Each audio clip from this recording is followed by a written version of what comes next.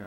Hey, it's Ed. How are you? I just finished day one of our Leadership Excellence training right here in Disney, and I am having my favorite, well, one of my favorite drinks, let's see, what drink is this? Just kidding, Captain Mai Tai. First of all, let me introduce you to where I'm at. So, I'm actually in one of my Disney Vacation Club suites. And so, if you check this place, it's kind of nice, a little bit nicer than a regular hotel room. You got the door that goes out. That'll take you outside. Let's see if anyone's out there waiting for us. They out there? Hey, the whole family's out there, but they're not here for us, so that's kind of strange. He's like, who's these weirdos? Just me and the cameraman. Here's the bathroom. Got a nice little big shower there. But wait, there's more. You look over here. Got a hot tub. And then a very dirty, very messy bedroom that we're not going to go into. We're going to stop you right there. But we'll take you in here. Here's my little kitchen that I've not used yet. Let me get my little book out. And I'll come over here, actually, cameraman. Let's see here. You see me okay? Yeah. Yeah. So, what did I learn today? This is my promise. I'd send you a little message every day. I learned a lot. It was a long day. They started us off in the morning. Had to introduce ourselves, and they were really surprised when I told them that I ran a Viagra marketing company. They were kind of confused. I'm kidding. Kind of explains why I was running late. I couldn't, well, anyhow, you can finish that. But here's the book, a lot of stuff to go through. Some of the stuff that they went through, we actually do in our gold meeting when we had the guy from the Disney Institute come out and speak at our event. But that was good, because that means the rest of the week's going to be brand new material for me. But here's a couple of big notes that I took away was, here's one really important one. Can you see that? You see that? Okay, so like on this graph, they talked about how this is like business results, and this is leadership behavior, and how people fall into certain categories. Is they can be great at leadership behavior, but awful at, or great at business behavior, and not great at business results, but you can train them on how to generate more revenue for the company. This person down on the lower right-hand side who's bad at business results and bad at leadership behavior is not going to, they have a harder time to stay with the company if they do not make immediate changes.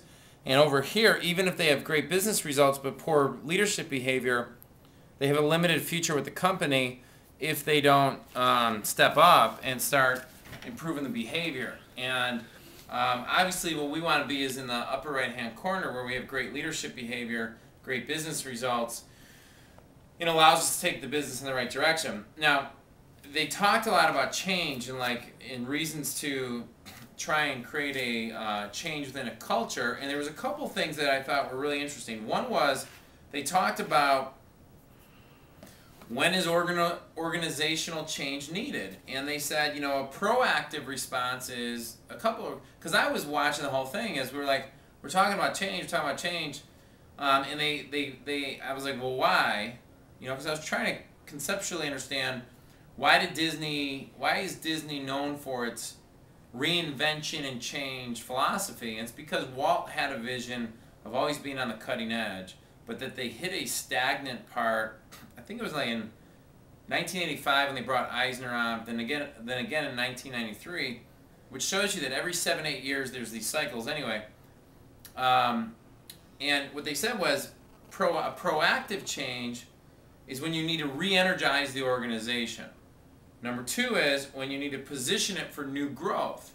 So like in the dentistry world, we have new technology comes out, and if you're not one of those doctors on the cutting edge of implementing your office and then marketing it, other people can beat you to the market. And then why else? Proactive, to improve to meet customer need. Customers nowadays want more proactive. They need things quicker, faster, less pain. It's just part of in every single endeavor. When you go to a fast food restaurant, you want things fast, not slow. Reactive. Key leader leaves. So the other reason why you might need change rapidly is because someone key in your business leaves your business. You have to replace them, or you have to create a new organizational structure quickly. Changes in departments you do business with, in response to business environment changes. So we're seeing a lot of that right now, and the people who are on the cutting edge are winning right now, and some that aren't are losing. You know, and you just got to choose which category you're going to be in. And obviously you want to be in the proactive side, always looking at what's new, what's next, and offering it, and how it's going to work. Now, how does this apply to me? One of the things they asked was, what should you consider when planning organizational change? And the two things I wrote down were, one is, where do I want to be in 3 years? And what are the most important things in my life with my family, my business structure, my lifestyle, and then also, like, how do I want the customer experience to be with me and the brand I want to have.